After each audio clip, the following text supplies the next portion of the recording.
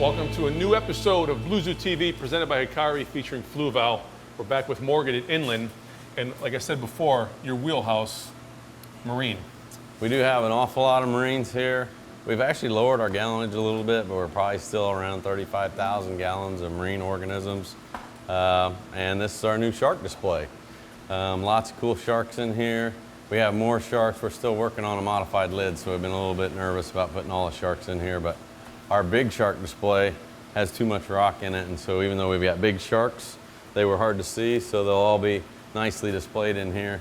We'll have about, I think, 11 sharks starting out in here. Are most of these sharks from eggs? Are you breeding them? We have bred sharks in the past, but yes, all these are oviparous shark species, or egg-laying shark species. So they come from a mermaid's purse, the little egg, shark eggs that you see when you walk in the door. Some of them were hatched out here. I think every shark in here, although one's a trade-in, so I can't say for sure. Other than that, they're all definitely captive bred sharks. What's interesting is if you watch them long enough, they almost look like sometimes they're not swimming, they're almost walking on the sand. Exactly. They use their developed pec fins and do more crawling through the branches and along the bottom than they actually swim. They have non-developed swim bladders, and so that's pretty much the way they behave. So we're going to look at a couple really great display tanks you have. Then we're going to head back into the warehouse to look at some of the other great marine life. And then we're going to probably end it with you feeding something named Mikey. Oh yeah, you don't want to miss that. Don't miss that. Morgan, you walk in the door to Inland and bam, you're smacked in the face by this tank. Beautiful, it's got a mandarin, a whole bunch of other stuff. Tell us a little bit about it. Well, this is one of our scrubber-driven display reefs. You see everything from fish pairs, clownfish and anemone, a variety of the coral that we sell, like the SPS corals, soft corals, zoanthids. It's got a little bit of everything. I would imagine with you selling and being in the marine side of things, a display tank like this really shows the customer what a tank could look like if it's taken care of. Indeed, yep. We always tell folks, if you're getting ready to think about putting a tank together, you come into Inland gives you a chance to see a myriad of tanks from 400-gallon reefs all the way down to 5 or 6 gallon setups that give you an idea of what's possible, and then of course it's real easy to know what needs to be done.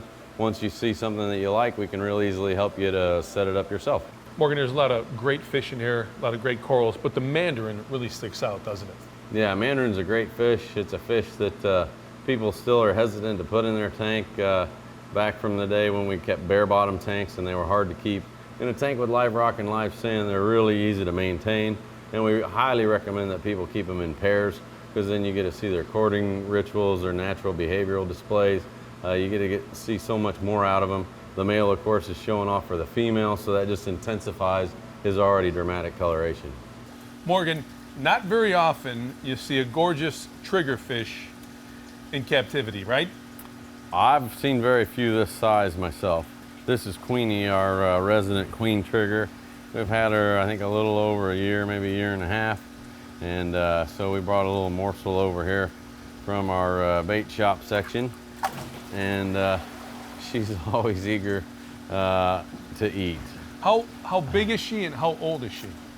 Like I said, I think it's been about a year and a half that we've had her. She was 14 inches when we last had her out of the tank.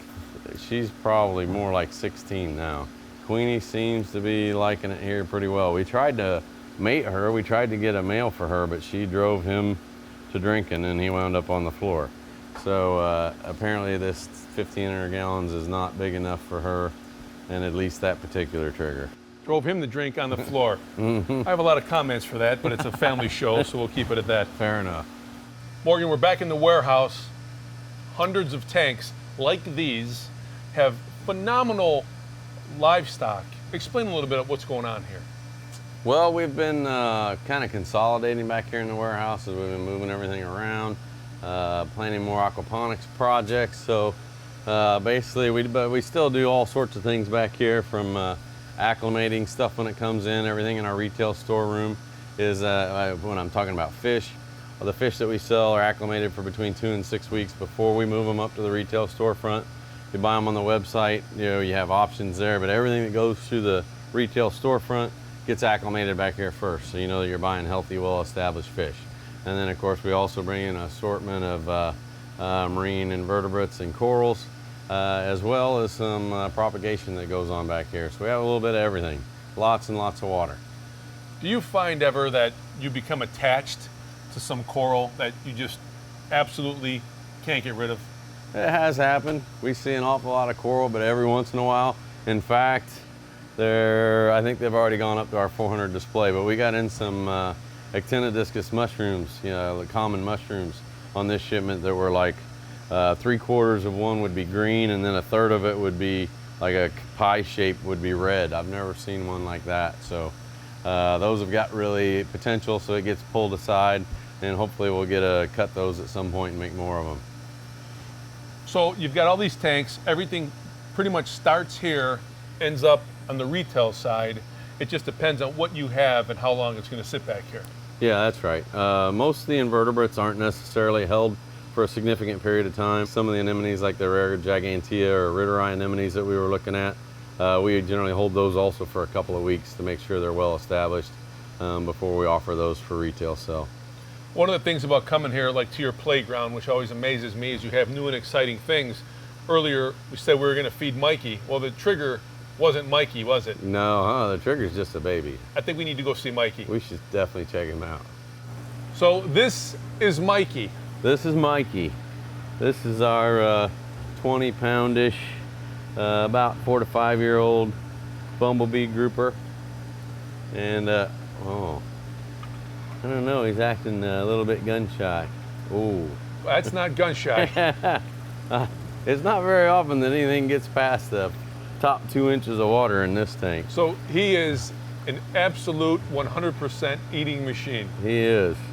You name it, we've had him eat heater covers, magnets, stingrays, rats. In fact, he's gotten my hand a time or two. Oh boy. Yeah, no teeth, but he's got, like bristles in there that all go so when you pull out, you've been danced with. Come on, buddy. What's up with you? What are you playing hard to get for? Damn paparazzi. So ends day number 2. Blue Zoo TV, presented by Hikari, featuring Fluval with this guy, Morgan Lister from Inland Aquatics. Morgan, I know we've covered a lot, but you've also gotten into a lot of new things. How about we do that next time? That'd be great. Appreciate the time. Blue Zoo TV is presented by Hikari. All fish love Hikari. And featured by Fluval, the Rolf C. Hagen Company. Blue Zoo TV is partnered with Carib Sea, bringing science to life. And EcoBioBlock by WonderSave Products. To email the show, go to bluezootv.com and follow us on Twitter @BlueZooTV.